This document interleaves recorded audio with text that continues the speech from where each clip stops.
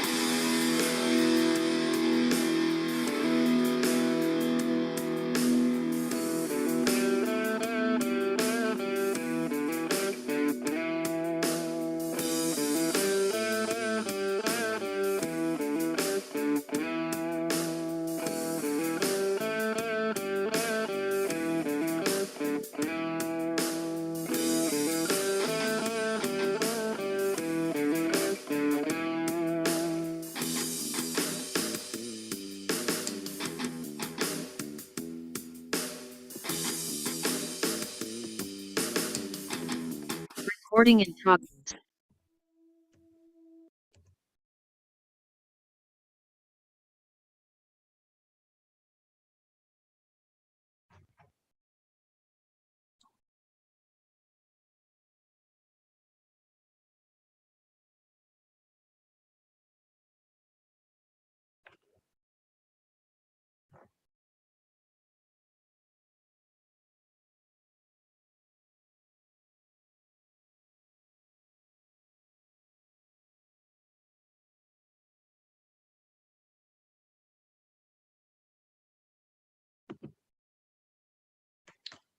Hi, everyone. This is Rob Roy of Elliott Options, and welcome to TradeFinder Live. Special welcome to all of you that are live streaming throughout the various social media platforms, YouTube, etc.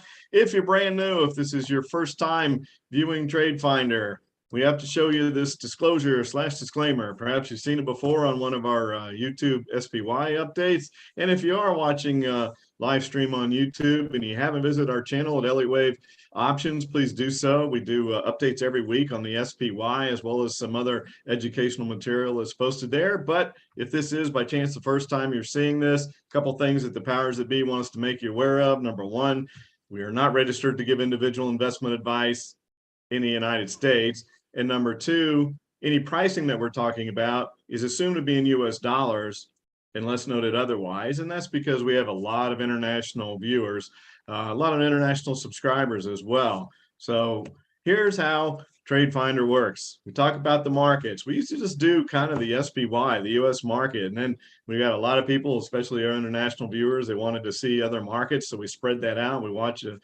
take a look at a number of different markets. Now, if you're only interested in trading the US market, don't tone out when we start looking at a few of the international markets, because the security symbols that we show are tradable on the US markets, and you can find good patterns in other markets that you can still trade on the US market. So all of it is very viable, even if your interest is only trading on the US market. Then we'll review any case studies that we may have closed for the previous week for our alert subscribers at Elliott Options.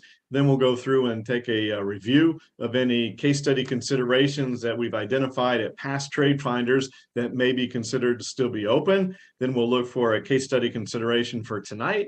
And then with whatever time we have left, we'll go through a Q&A at the end, which usually amounts to you guys asking for your favorite stock symbol, and we look at what our indicators may have to say about that. And that's it. That's pretty much how TradeFinder works.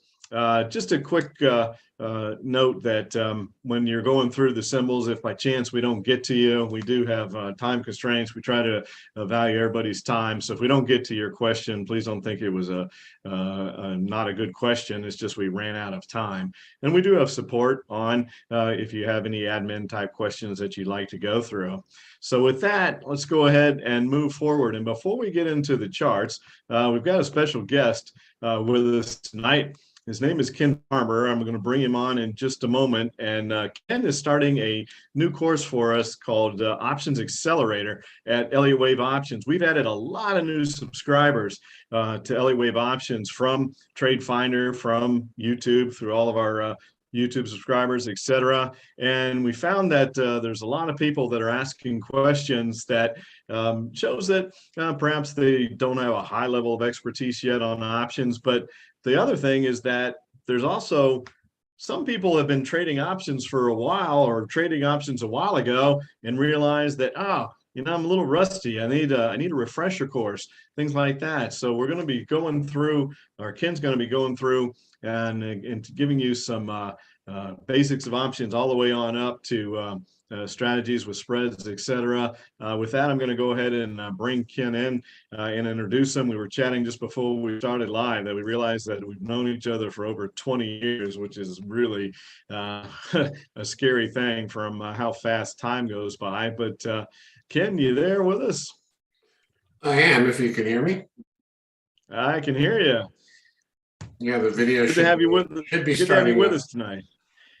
Yeah, I wanted to, and just so people know, the Options Accelerator course, it starts tomorrow night at 7 p.m. Eastern time, and this is for our subscribers. So if you're watching through one of the live streaming services and you've thought about becoming an Elliott Wave option subscriber, but maybe it felt like it was too advanced, etc., this is a great time to become a subscriber. So you need to be a subscriber to join the Options Accelerator course. And if you are a subscriber, you need to register for the class for tomorrow night so that we know how many people are coming. So two important things there. If you're watching through one of the services, great time to become a subscriber, take advantage of this course. And if you are a subscriber, don't forget you have to register. You're not automatically in Ken's course just because you're a subscriber. It's free for you if you are a subscriber, but you have to register still. So with that, Ken, we can kind of rekindle the conversation that we talked about a little bit before.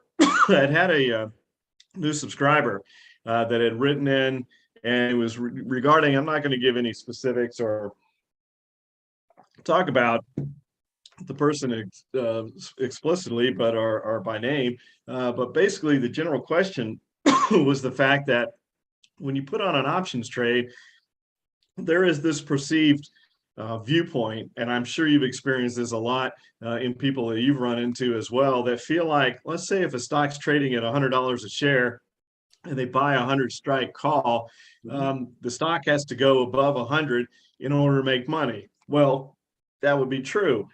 But what they don't understand is that you could buy 110 or 120 strike call, and the stock moving from 100 to 101 still makes money.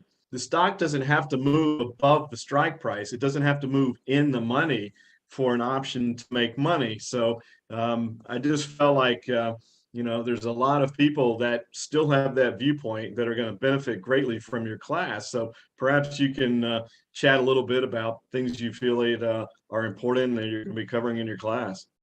Yeah, and thank you for the invitation this evening, letting me take some time here and introduce myself. I like you. It's a little painful to think back how long we've known each other, how long we've taught side by side. So, really honored and excited about this opportunity. And, just as you mentioned with the questions coming in, how an options trade can make money when the option is out of the money. The only time the strike of the option really counts, or we're looking at it, is at expiration. But we're really holding them to expiration to make our money. One trade, an example, last week, Netflix took quite a dive.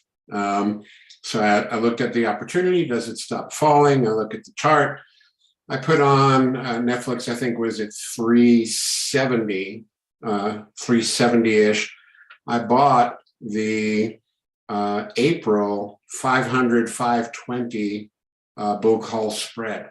So I was buying the 500 strike price option, selling the 520. I paid $1.19. Went down to 361.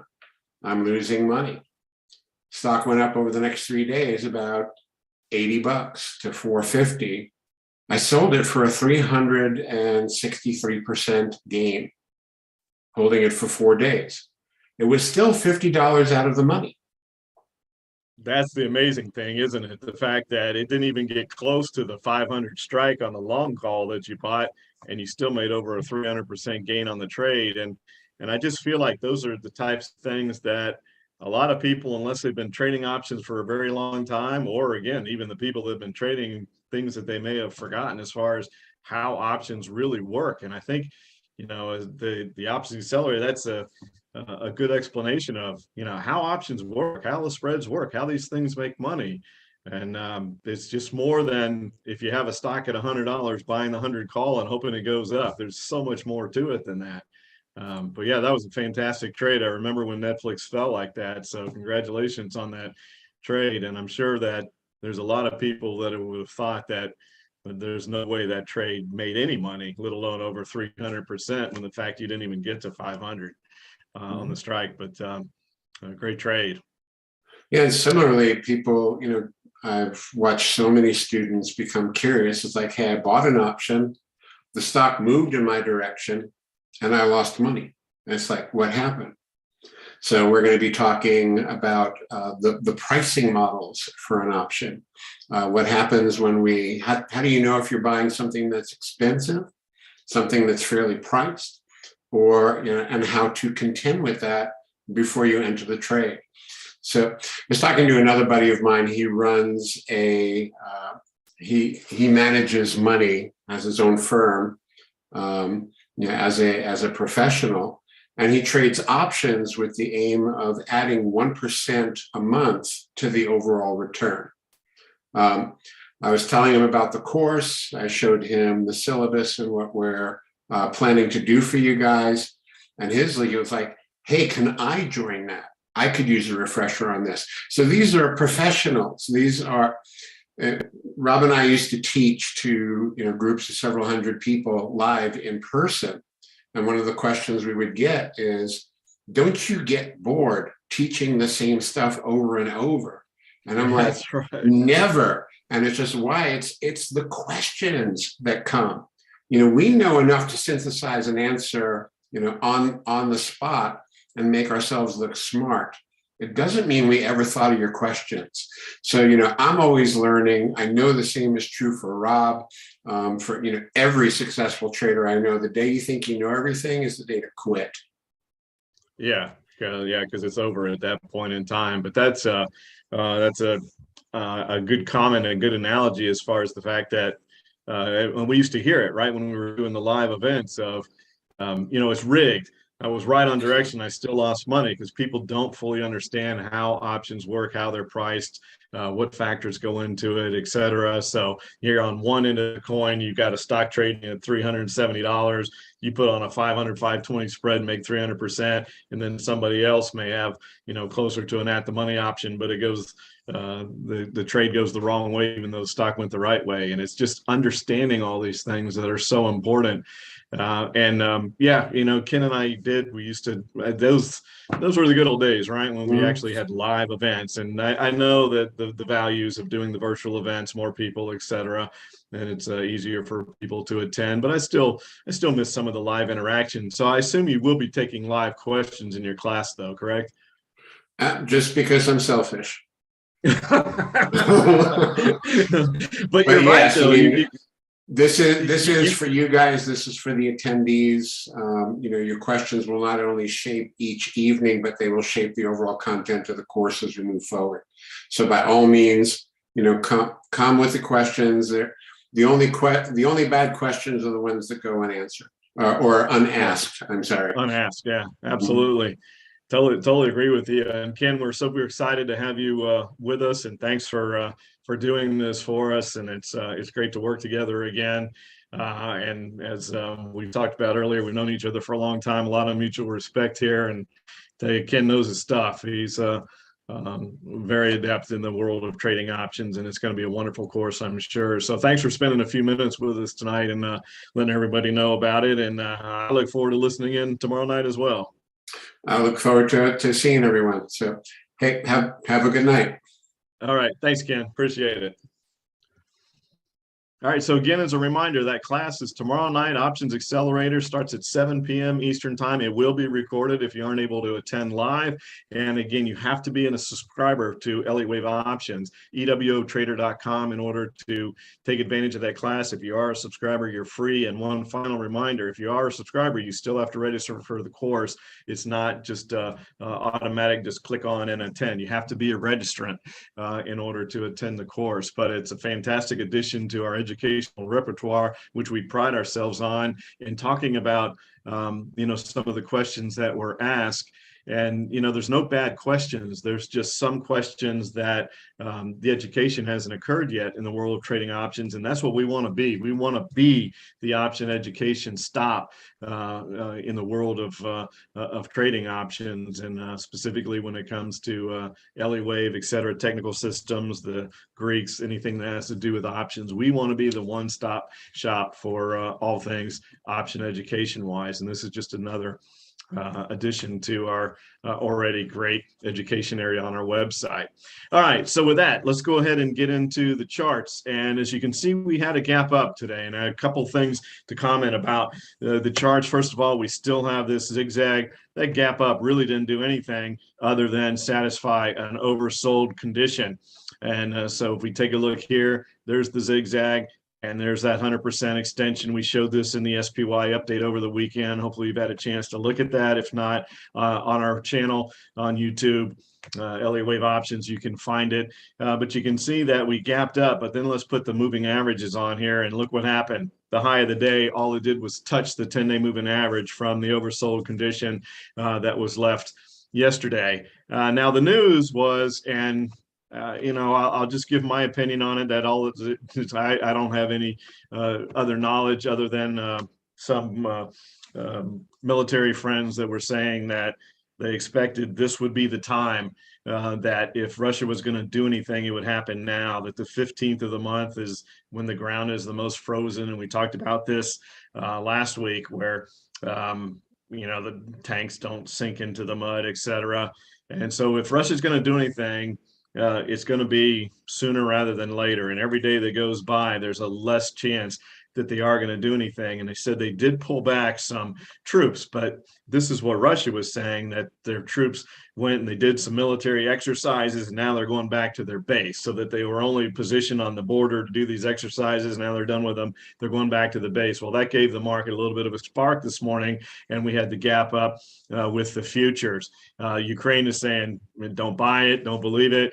My personal opinion is, if Russia, with all of this noise, if they don't do anything, that's kind of like mud on the face of Putin. And I just don't think he's a guy that really wants to take that kind of a scenario. Now, I hope I'm wrong. And we had some chatter about this on that last SPY update. A lot of people were saying that, we hope that peace prevails and we don't want to see things go to war, et cetera, along those lines. And of course, everybody feels that way, I would believe. But I just, for all of this noise and then nothing to happen, that just doesn't sound like the reputation that Putin has to me. I do hope that that's what happens, and I hope that there's no bloodshed, there's no war, nobody loses their life, all those kinds of things, and there is some sort of a diplomatic solution to the scenario. I just find that a little suspect. I'm not fully buying that scenario yet. That these were just military exercises and it's over with. Obviously, he's exploring options. I don't think that it was a done deal yet that he was going to invade, but to go through all this and then nothing happened, that just doesn't sound like something that he would be comfortable with. That's just my personal opinion. So my point is, I still think we need to be prudent and cautious with the market right now. And at this point in time, we would have to break above that 458 level, break through this B wave correction in the zigzag pattern before we would start talking about the fact that this threat of the market moving lower was over with. So now we have this gap that needs to get filled, right? So probably in the next day or two that gets filled. So could look for some more downside. Futures are down a bit right now, nothing significant, but down a little bit. But I wouldn't be surprised to see that get filled in tomorrow's trade. You can see the last time we had the gap up there on the 9th, then turn around the very next day, we filled the gap. I feel like that's kind of the same type of thing that's going to occur here. But if we do rebound, and if it does look like, false alarm in Russia, we could move back to the upside, but we still have all the original things before this really got so heated. We had talked about this being a black swan or a gray swan at the beginning of the year, potentially, war, whether or not it was Russia and Ukraine or China and Taiwan. Those were the unknowns out there. But we still have the fact that the Federal Reserve is going to be raising rates and the Federal Reserve is going to be withdrawing liquidity. Those two things are still in play, aside from the Russia thing. So if that conflict ends, then we go back to the whole fundamentals of the market, and that's not great either. So can we get back above that B-wave correction? I'm not sure we can. And if we take a look at the TNX as we start to go through the rest of the markets here, you can see that we've held pretty steady above that 2%. I talked about this in the SPY update as well. I've been saying this for a long time. If you've been listening to those recordings, you know that I've been saying that I just didn't feel like once the 10-year got above 2% that the market was going to like it, and the market hasn't liked it. And so we are there. We're above 2% on the 10-year. And I know the arguments. I know the other side of the coin are people saying, but yeah, the 2% on the 10-year is still historically low. But it's just the difference in the fact that the Federal Reserve has injected so much liquidity into the markets, and they've forced things down so far on interest rates. And now with all that debt that's out there, because you don't just manufacture liquidity. Well, actually, they do manufacture liquidity out of thin air, but it still has to be serviced. The debt still has to be serviced. And, the rise of 2% going back 20 years ago might be equivalent to 8 or 9%. I'm just throwing out numbers, but something along those lines. So it does make a difference. Even though it's historically low, it's a different environment because of the amount of liquidity that's been injected. And on top of that, they're going to start withdrawing liquidity. So it's not just raising rates. It's not just the fact that rates are going up and it's going to cost more to service the debt. They're going to pull out liquidity. And that's the double whammy for the market. And I feel like it's going to be difficult for the market to move significantly higher. Can we go higher? Yeah, we could end the year higher, but we're not going to have another 2021 and 2022 with this environment. I'm 100% convinced of that, and I'd be shocked if that occurred. But the fact that the 10-year is holding on to these gains, I think is significant. And I think once we get resolution on Russia, whether they attack or don't attack, and then we start moving back to what's really going on here, I think people are going to say, oh yeah, nothing's really changed here. The Federal Reserve is still taking the Kool-Aid away. So I just feel like being prudent and keeping an eye on the downside of the market is the smart thing to do at this point in time. So let's look at some of the other markets that we cover. We'll look at the diamonds, the Dow, and then you can see with the Dow, we have this bounce back to the upside here on the gap up, same type of scenario, same zigzag pattern to the downside. We talked about this last week where we have so many of these zigzag patterns. It's like zigzag haven here with all of these setups, and move down here, down all the way down to 320 there on the diamonds. And that gap up, we take a look at the moving averages, again, just trading up to the 10-day moving average. So the gap up didn't do anything other than satisfy oversold conditions. Then we look at the Qs, and the Qs, I think, are a place that isn't going to really matter what happens with Russia. Here, we were still able to get a little bit of a bounce back to the upside here. I noted that we hadn't labeled this wave 4 yet. Does that mean we're going to have a new wave 3 low, or is some other occurrence? Maybe we bounced a little bit higher, but the algorithm has not labeled that wave 4 yet. So there's a couple scenarios that could be in play here for that. But the bottom line is interest rates are still going up, and it's still going to be tough sledding for the Qs. So regardless of what ends up happening overseas and with Russia and Ukraine, et cetera, when we get back to worrying about things here, the Qs are going to struggle. based on the environment of higher rates. It's just difficult for the stocks that are within the triple Qs. So a little bit of a bounce up, not as much of a gap, but trading right there at that 10-day moving average. So I think that's going to be challenging. The IWM had a pretty nice bounce today as well. You can see the move back to the upside here. And I was talking about to our subscribers on our insiders meeting Thursday night that, man, it was really going to be difficult if we moved up to 210 not to go ahead and put on another bearish trade. We had a bearish trade on the IWM, and then we get the bounce up, and then look, we've tested that level. And the reason 210 is important, if you've watched any of these recordings, TradeFinder or any of the SPY updates, we've talked about 210 for so long, with being a support level, 230 being resistance, and we broke that level. So we broke it, we set this wave 3, and we came back up, and look at that high 209.05. So basically we've tested the 210 level, and to consider putting on a bearish trade is really, really tempting. We are above the 10-day moving average on the IWM, which is interesting because where's the new leadership going to come from? It won't be the Qs, so somebody else is going to have to take the lead. Can it be the small caps? That would be a little surprising too. In the environment, you looking more like consumer staples, et cetera, those types of sectors when you're in this type of environment. But hey, you follow the charts. That's what we do. We trade the Elliott wave patterns, and this looks like it's moving up to create the wave 4 here as well.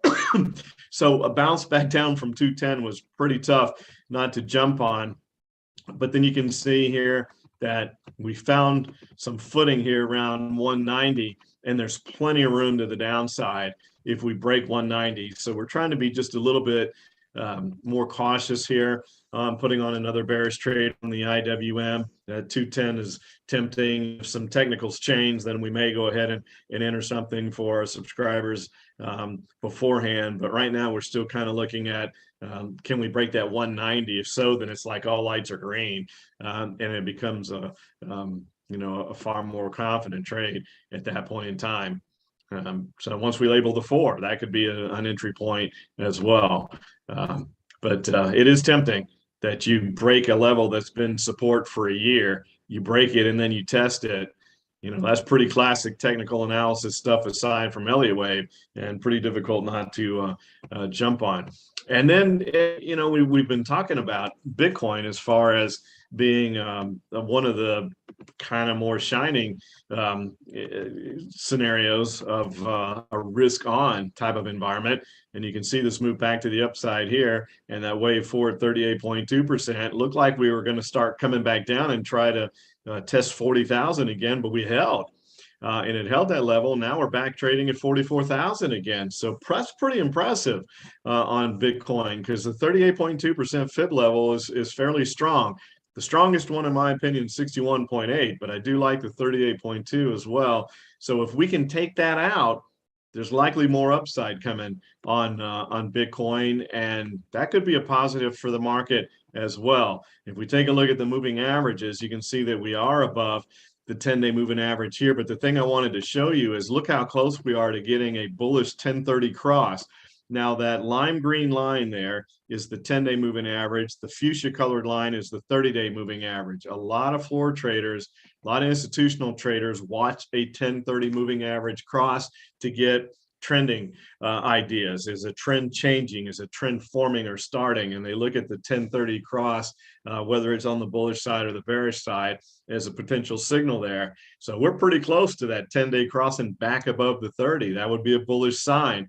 And that would be an indication that, hey, we may take out that wave 4 and have more upside, even if it's only creating a higher wave 4. At least it would be further movement to the upside for Bitcoin. And it would be hard to imagine that occurring in the market falling significantly. It doesn't mean it can't happen. It just, you wouldn't really expect that to be the scenario, but it could be. And now let's look at the XJO for the ASX over in Australia. And man, talk about volatility. We talked about this a little bit last week, where we had this triangle, and then we came zooming out of the triangle with that massive drop. even greater percentage drop than you would expect out of a really nicely formed symmetrical triangle. And then, you know how this works, Elliott wave triangles, when the breakout occurs, the breakout gets retraced. We don't always know when. Sometimes it's immediate, sometimes it takes some time. In this case, it was immediate, and you can see that it went right back up. So we had the big breakdown, right back up, almost exactly to the point of where the breakout was, very close there at 7,400. And now we're kind of consolidating also above the 10-day moving average, and a 10-day moving average that's trying to cross above the 30. So you can see here that there's a few signs that maybe we can start to have something more to the upside. To me, the most bullish thing that exists in the market right now, and I did talk about this in the last SPY update as well, is when you start thinking about the Federal Reserve raising rates, withdrawing liquidity, inflation being ridiculously high, all those negative things, everybody knows that. None of those are secrets. I'm not telling you anything that you haven't heard before that everybody doesn't know. And that's the thing. A lot of people are on the bearish side. A lot of people are on the short side of the market. And when everybody gets on one side of the market, often the market tends to go the other way, even if it makes no common sense. And this was the thing, this is one of the lessons that I had to learn when I first started trading, because at some point in time, knowledge actually becomes a negative. And you might think that makes no sense at all, because you decide knowledge and and education are the two most important things. And I submit that no, experience is right there. But when you start to understand fundamentals of markets, etc., and you think that you really have an idea of where things are going to go, you start trading by what you think makes sense off of the education that you've gained.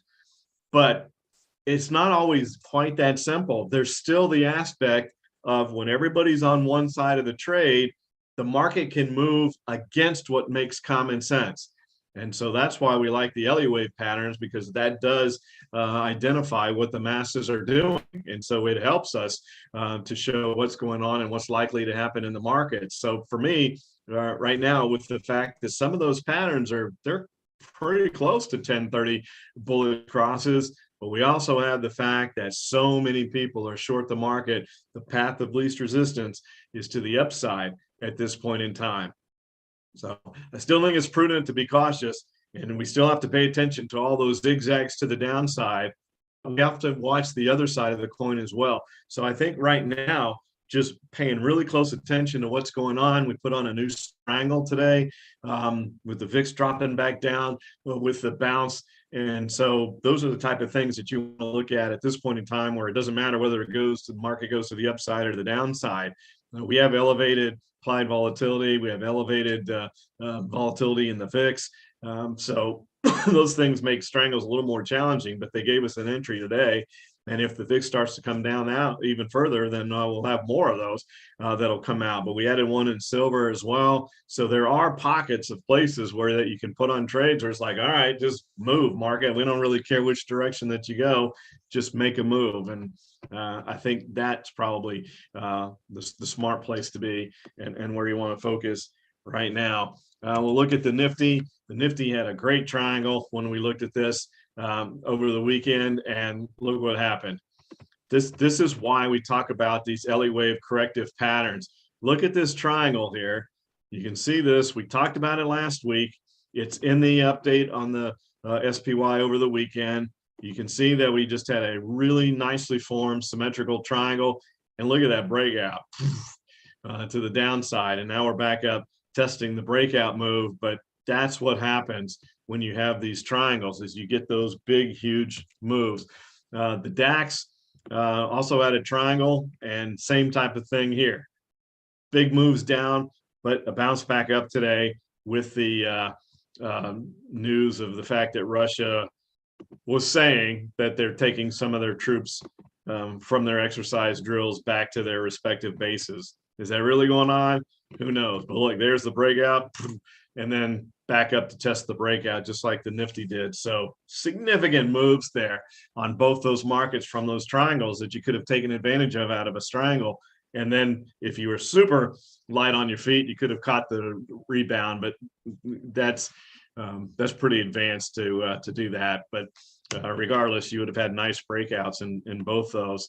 And so we have a couple of those triangles that have broken out. We have the SPY still in the zigzag with a bit of a triangle as well. If we come back here and look, you can see that a little bit of a breakout of triangle formation here, and then haven't gone back up to test it like we did on the Nifty or the DAX. Not quite as big of a move back to the upside there, but you've got a zigzag and you've got a triangle. A lot of stuff going on to pay attention to as far as what's going on in the markets. So that's in a nutshell. And the short term is we're going to be news driven, and the markets are going to move on the headlines from Russia, at least for the next few days. Again, as I said, at least on what I've heard, the more days we can put now past this 15th of February, which apparently, again, that's the day the ground's the most frozen. But the more days we can put past that without an invasion, the less likelihood there is, and the market will start to react that way. And maybe that gives us a short-term bounce before it's like, oh yeah, we're still in this world of high interest rates.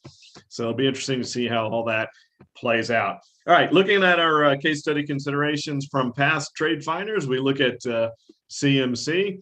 And again, if you are following along on one of the social media outlets or you're live streaming from YouTube, etc., we look at a case study consideration each week at TradeFinder. And the difference between these and our alerts is the fact that with our alerts, we send out an SMS and an email to everyone on entries, any adjustments, and exits. A lot of services I'm aware of out there, they send you out suggestions on entries, but that's it. You're on your own from there. Well, we do that for free here on TradeFinder, where we give you case study considerations. You go make the trade, et cetera, whatever, and then you're on your own from that point in time as far as, what do I do? Do I close it out? That kind of thing. You're left on your own. But for our alert subscribers, at EWOtrader.com, we actually go through and guide you from start to finish on every alert. So here's CMC, and look, this is a pretty interesting pattern because we kind of went sideways and we dropped, and look, big move back to that. We were almost back to where we were on the 4th of January. And I've been looking for an entry for our alert subscribers. We have not sent this out as an alert to our alert subscribers yet, but we've been looking for an entry here, and you can see that break to the upside today is pretty interesting. That move there and then breaking above the 10-day moving average there looks pretty significant. So keep a close eye on that. Now, we did send out this alert on CTVA. So there was our ascending triangle, and look at a bit of a false breakout there, testing the low, and then a pretty nice move to the upside there. So that was a pretty nice breakout move for CTVEA, both sides. And then travelers, we looked at this one back on the 25th of January, and this is its insurance. So it's kind of in one of those defensive sectors, depending on, what happens in the movement of the markets. And you can see that it's been kind of holding its own. So if we go back and look, the price on the entry was 168, and then you take a look now, and we're at 171. So we're up $3 from that point. So that one's looking pretty good so far. I think we have more room to move.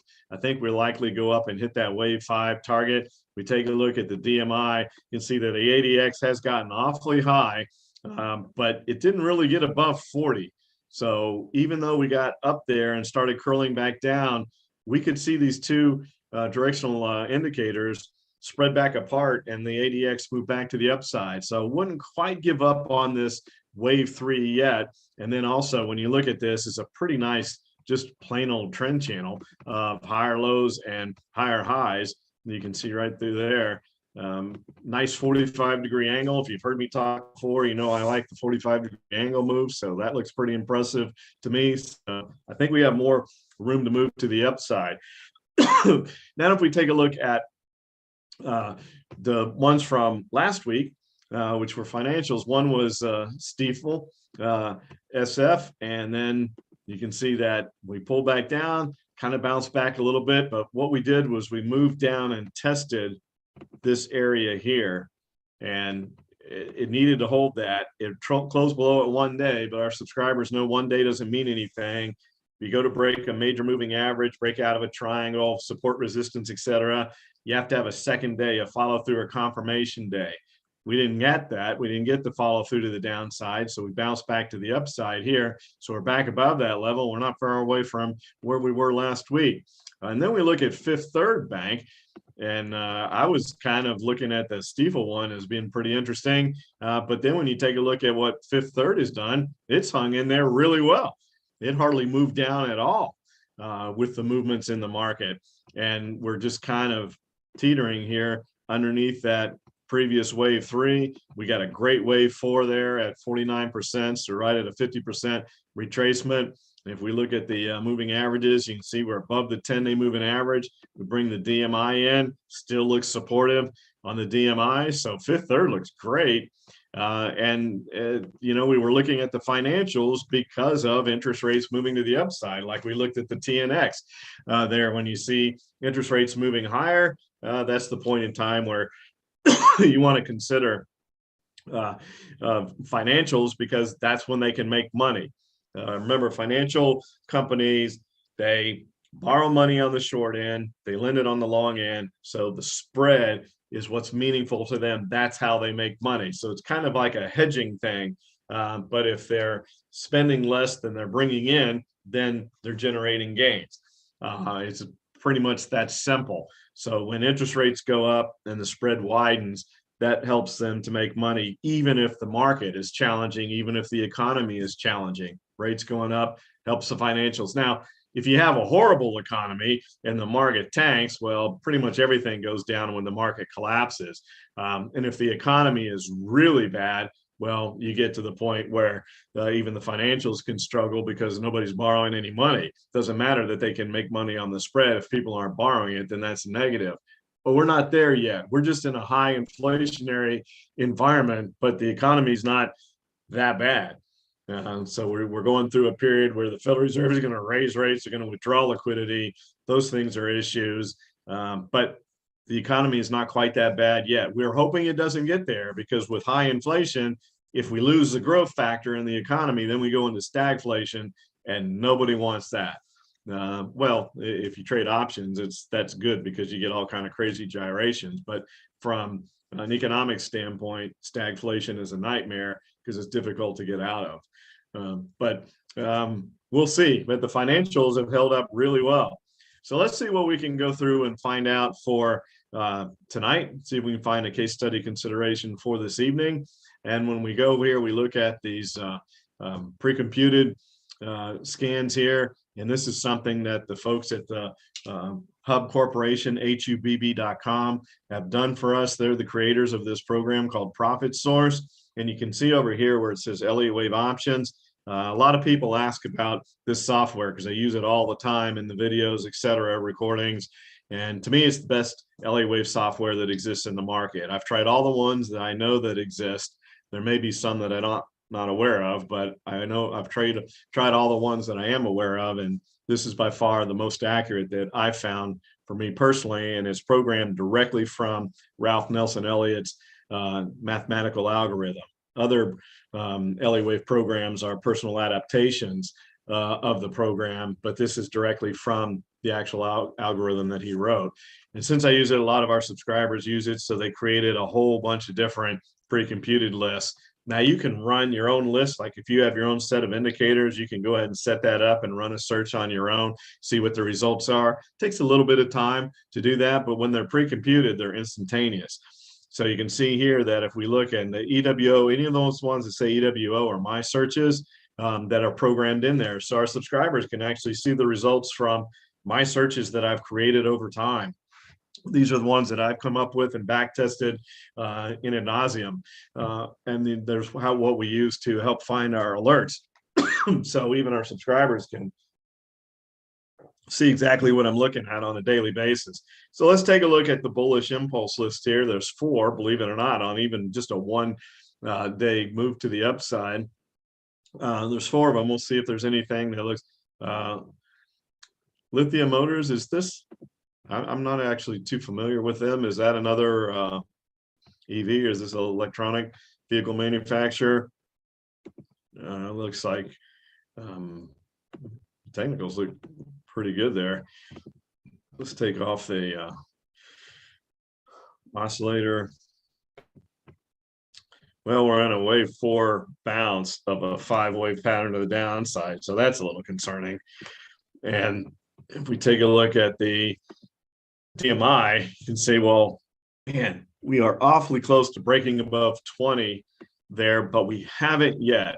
And our subscribers that have heard me say this enough times are probably tired of hearing about it. But you look at the DMI like that, you see the ADX breaking up. It's broken above the negative directional indicator. The negative's going down, the positive's going up. There's good separation between the two.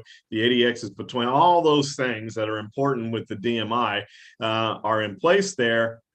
But the ADX has to be above 20. That's one of the entry signals. That's one of the keys. And you look at this and you're like, well, it's going straight up. A day or two, it's going to be above 20. But I think our subscribers would agree, I've mentioned this a lot, that you can see a DMI chart that looks that good, and then within a couple of days, that ADX has rounded off and moved to the downside, and it never did break above 20. So it has to actually hit that trigger yet. So for me, this would be one that goes on the watch list. And you may wonder, well, why was it on the results list? Well, I don't have it set to where the ADX has to be above 20, because there are times when I see something like this where I want to be on top of it. So those would go onto a watch list. So I'd add that to a watch list and keep an eye on it and see if it does break above 20 in the next day or two. Because if you just put in there ADX above 20, well, you're not necessarily getting it the day it breaks there. So that would be a watch list for me personally, but certainly pretty interesting. It's at a 45% wave 4 corrective move. It could go higher up to 61.8. But when you're looking at a DMI that's that good, you wonder, could this pattern become disqualified? There's just too many question marks today, but certainly interesting moving forward. Sprouts, farmers market. So if you're looking for healthier foods, this is an environment there. So this is kind of one of those safe haven type of scenarios. Let's see what the DMI, another one that's not quite above 20 yet. So that makes a little bit more sense to me on why these are showing up. These are potential triggers and setups, but they're not quite there yet. So another one that goes on the watch list, but notice the difference there. This is in a wave 5 pattern to the upside, and we've had a 50% wave 4 correction there, and we're trading at around 30, could go to 34, and that looks really interesting. I'm actually going to make a note of that one too. So for our trade list, SFM,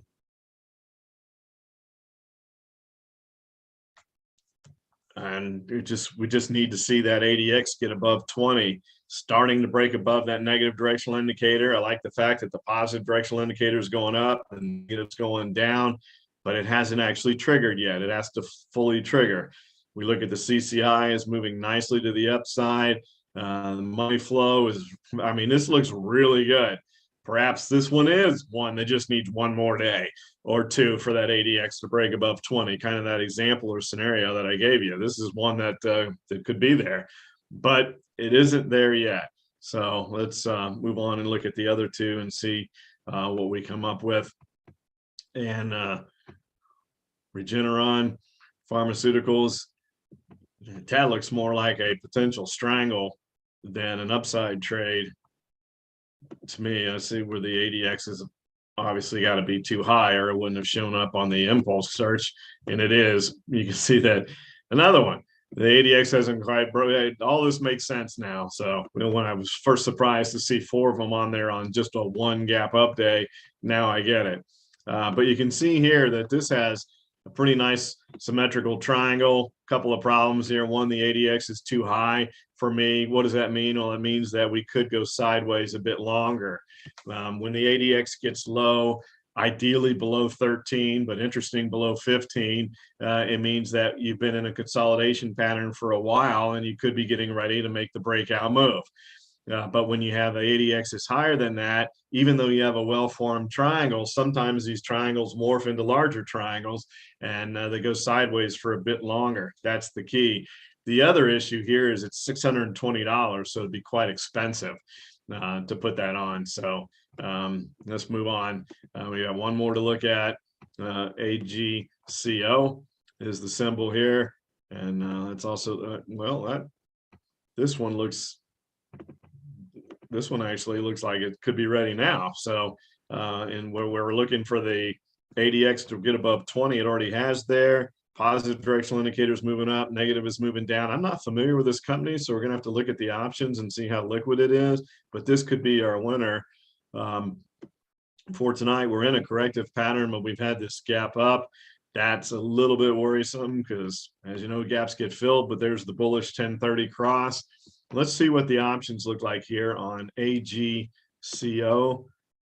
See if they have some strikes that are available. AGCO.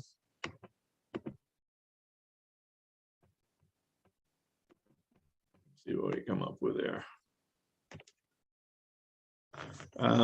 February, wow, there's plenty of options and lots of strikes. Spreads are a bit wide in some spots. March isn't bad, but that's not very far away. And there's a few in April that are okay.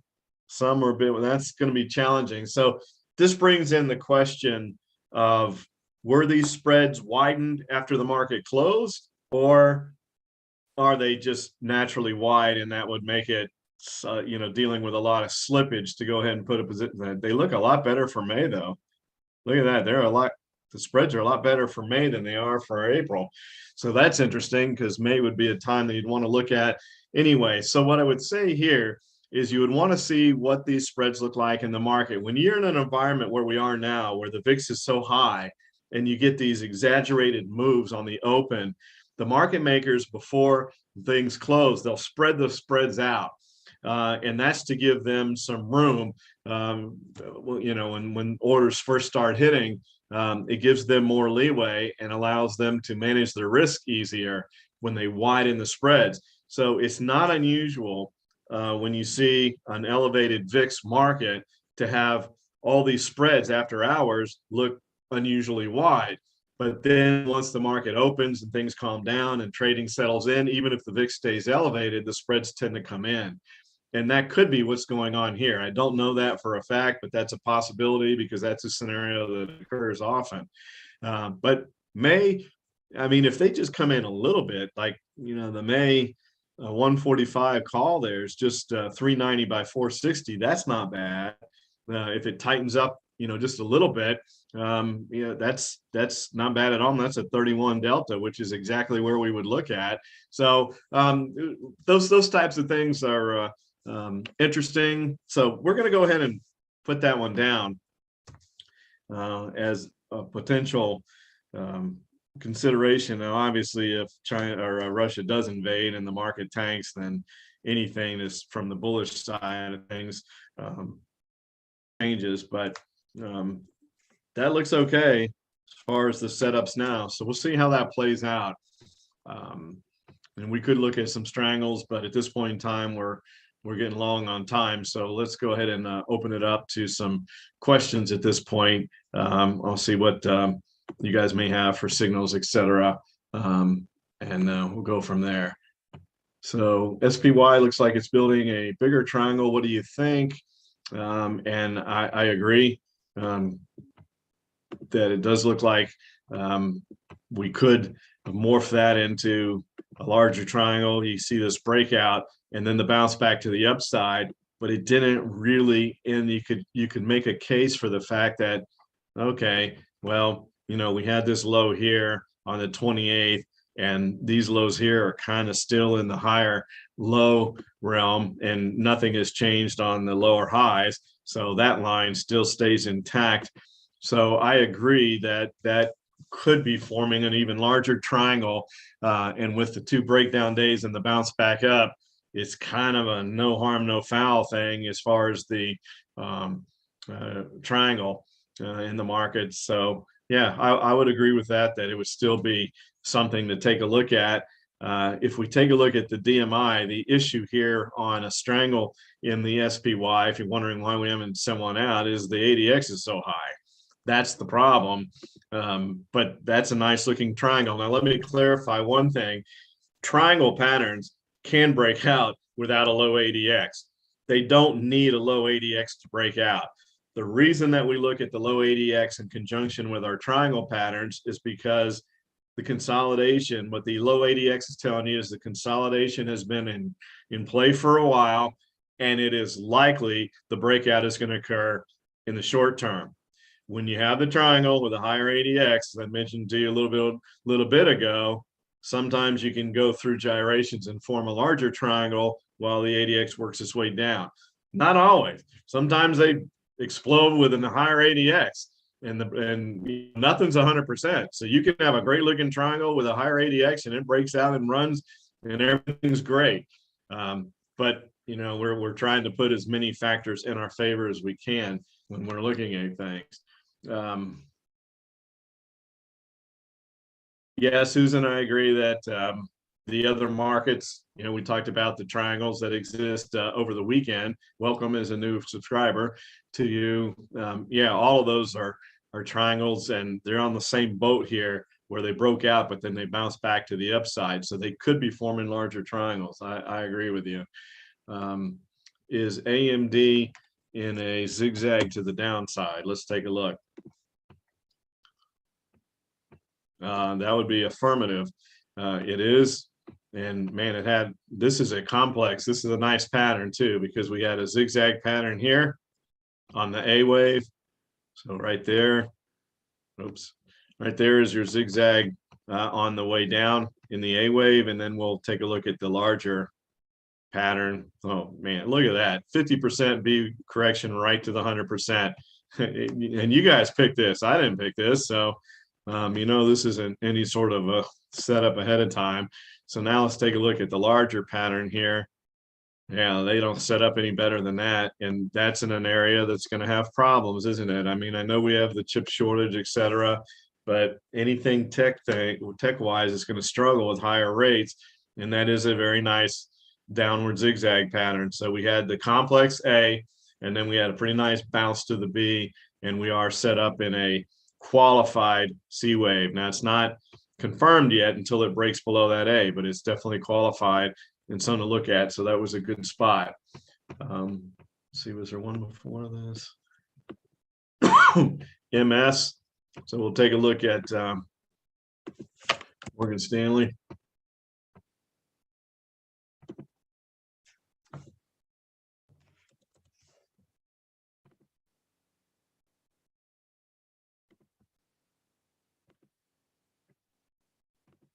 New York Stock Exchange, and it's in a corrective pattern. We're testing the 50-day moving average, and we're also near 100. It needs to hold there, and I would suspect that it does, unless again the market just craters to where it takes everything, even the financials, with it. It had a nice run. We broke above that old wave 5, broke above the recent highs there from January 12th, but now we're coming back and we're testing 100 and testing the 50-day moving average. So this one, your keys here is pretty easy. If you're long now, I would say you could stay long as it stays above 100 in the 50-day moving average. If it breaks two things, then you need to be out or look at something short. And I wouldn't look at anything short here because there's way too much support right through here. So even if 100 doesn't hold, you likely find some footing around 95 or higher. So it's hard to imagine Morgan Stanley going below 95. So if I was long, I would hold as long as it stayed above 100. I don't think I would look to short this one. I'm not sure what side you're on. We'll look at NEWR on Thursday night because we have that on our time strategy. So we'll look at that there. Any update on the new profit source? It's super cool. I know that's a tease. I don't know the exact date that it's coming out, but I've seen the beta stuff, and it's just one of those things where this was kind of built a 69 Mustang Mach 1 once. Super cool car. But I had friends that were in the mechanic, and I had friends that were that owned an auto body shop, and they kept saying, if you do this, it would be really cool if you do this too. So it's kind of the same type of scenario. You do one thing that's really neat, and it's like, wow, but if we did this too, that would be even neater.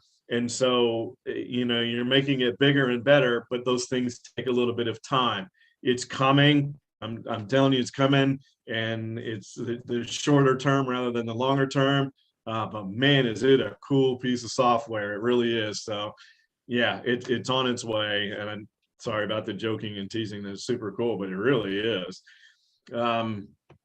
UAL and Apple, so United Airlines. Man, I just, on top of everything else that the airlines have had to deal with, now they're dealing with all these unruly passengers. Have you seen all that stuff? It's like, man, running an airline's got to be a nightmare right now. But United looks pretty good. It's in a corrective pattern here, so we have to pay attention to the fact that we're getting up towards resistance in this area right through here around 51. It's above the 10-day moving average. You've got the bullish 1030 cross. Now you're above the 50-day moving average as well. If United could break above 51, you've really got something going there. So I think I would give that one a try from a risk to reward standpoint. If it can't break above 51 and comes back down, well, you're probably okay unless it comes and breaks through this area here, which is where the support lies around 48. So you've got a little bit of room there, pretty much on the move that went up today, 3.5 points to the upside today. And this is a pretty volatile stock. You can see those are decent sized bars. This is moving. So if it could get above 51, it could take off and run. I like that one. Apple, little different story. Been talking about Apple for quite a while. I'm trying to figure out a way to get a position on. We have the 61.8% wave 4 corrections bouncing back to the upside, but man, here comes 170. This is what we talked about last time we talked about Apple, is it's got to put some distance between itself and 170. It broke above it all the way back on the 31st of January, and it hasn't been able to move above it yet. And then if it gets above 170, it's got more resistance at 180 right through here. So for me, it's very difficult to go long Apple until it breaks above 180. If it does, and then you have good supporting technicals, then you could have that wave 5 target hit around 195. And is it going to go to 195 and not go to 200? That would be hard to believe as well. But for me personally, I got to see it break above 180 first. Hard to short Apple. We've talked about that before as well because they have so much money. But if it breaks below 170 again, it's probably going to come right down and test this support at 160. So if you wanted a quick downside trade, you might see one there, but that's a pretty aggressive downside trade. For the upside, again, for me personally, it's got a great wave 4, but I want to see it above 180. And if it does that, then you can start looking at that run towards 195 or 200. The DMI is not supportive right now, so that's a problem there. Zillow, and nice breakout of this. There's kind of that launch pad effect there. This is kind of a quasi launch pad triangle type of a scenario there. But all those days that it traded right at 50, every single one of these days it traded right through 50. So that's kind of that launch pad effect. And then there you can see the results of it. And the 10's breaking above the 30 now. And you've got a big old gap over here that likely needs to be filled. That may be one of the better looking bullish setups that I've seen. The ADX is breaking. It's interesting when it does this. It never got a chance to come back down from the downward move. And so it's just turning right back up, and you've got good separation between the two directional indicators. You could see this go up to 85 and close that gap, I think. So one of the more interesting bullish trades there. It's not fulfilling all of our indicators, which is why it didn't show up. The CMF is a bit negative, but I think that one could be worth an aggressive try there. PayPal, we're going to look at this one Thursday night as well, following that big drop, and talked about how a butterfly may make sense here, and you can see why. This could come out very soon for our subscribers as a butterfly. It's just right there at the 120 level set up. It actually showed up on the time strategy search. It's just the AI didn't give it quite high enough a rating for us to send it out as an alert, but it showed up on the list. The AI looked at it. So you can see that sitting there right around that 120 level is probably where it's going to be for a while. Will those of us with Integrated Investor have access to the new profit source? I'm not 100% sure exactly how all that's going to play out. That's not my realm. That's the folks at Hub. But I'm sure they've thought of all that, and I'm sure you're going to have access to it.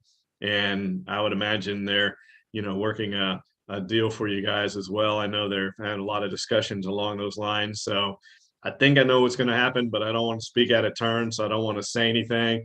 But I am quite sure that they are going to reach out to you, and you guys are going to have the first shot at it, et cetera. But it is really a cool piece of software. Anything you can think of, it does. And that's basically what I was mentioning before. That's kind of what they've done, is anything they could come up with, they're just adding it in. So it's just going to be, it's really impressive. I'll leave it at that. All right, so that's the questions. Went a few minutes long, but not too bad. Thanks everybody for your attention. Look forward to having you guys tomorrow that'll be joining us for the new Option Accelerator program. Again, as a reminder, you need to be an Elliott Wave Option subscriber to do it. Go to our website, do it real quick, EWOtrader.com. And if you are a subscriber, make sure you're registered for the class tomorrow night so you don't have any issues getting in, et cetera. It's not automatic. You have to register for it. But it's going to be a wonderful class. You heard from Ken earlier. He knows his stuff. I've known him for a very long time. It's going to be a fantastic class, good review, good refresher for those of you that have been trading a while. And for those of you that may be newer to the world of options, kind of extremely important. I sign off the same way every time. Time is the most important variable that we all have, most important asset we all possess. And we appreciate it very much when you spend some of your valuable time with us, and we in turn try to make it as informative and educational as possible. Thanks for your attention tonight.